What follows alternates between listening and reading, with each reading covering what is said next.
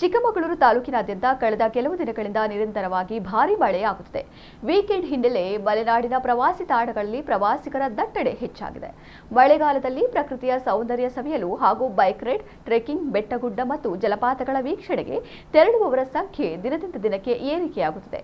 ಚಿಕ್ಕಮಗಳೂರು, ಕಳಸ ಹಾಗೂ ಕುದುರೆಮುಖ ಭಾಗಗಳಿಗೆ ರಾಜ್ಯದ ವಿವಿಧ ಜಿಲ್ಲೆಗಳು ಮತ್ತು ಹೊರ ರಾಜ್ಯಗಳಿಂದ ಸಾವಿರಾರು ಪ್ರವಾಸಿಗರು ಆಗಮಿಸಿದ್ದಾರೆ. ಧಾರಾಕಾರ ಮಳೆಯಿಂದ ನದಿಗಳು ಉಕ್ಕಿ ಹರಿಯುತ್ತಿದ್ದು, ಜಲಪಾತಗಳು ಮೈದುಂಬಿ ಹರಿಯುತ್ತಿರುವ ಮನಮೋಹಕ ದೃಶ್ಯಗಳು ಪ್ರವಾಸಿಗರನ್ನ ಆಕರ್ಷಿಸುತ್ತಿವೆ. ಪ್ರಮುಖ ಜಲಪಾತಗಳಲ್ಲಿ ಪ್ರವಾಸಿಗರ ದಂಡು ಕಂಡು ಬಂದಿದ್ದು, ಹೋಮ್ ಸ್ಟೇ ಹಾಗೂ ಹೋಟೆಲ್ಗಳು ಬಹುತೇಕ ಭರ್ತಿಯಾಗಿವೆ.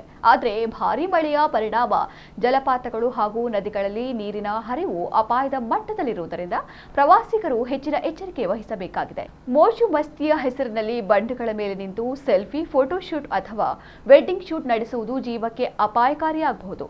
ಆದ್ದರಿಂದ ಪ್ರಕೃತಿಯ ಸೌಂದರ್ಯವನ್ನ ಸವಿಯುವಾಗ ಸುರಕ್ಷತೆಗೆ ಮೊದಲ ಆದ್ಯತೆ ನೀಡಿ. ಅಪಾಯಕಾರಿ ಜಲಪಾತಗಳು ಮತ್ತು ನದಿ ತೀರಗಳಿಗೆ ಪ್ರವಾಸಿಗರ ಪ್ರವೇಶವನ್ನ ನಿರ್ಬಂಧಿಸುವಂತೆ ಸಾರ್ವಜನಿಕರು ಆಗ್ರಹಿಸಿದ್ದಾರೆ.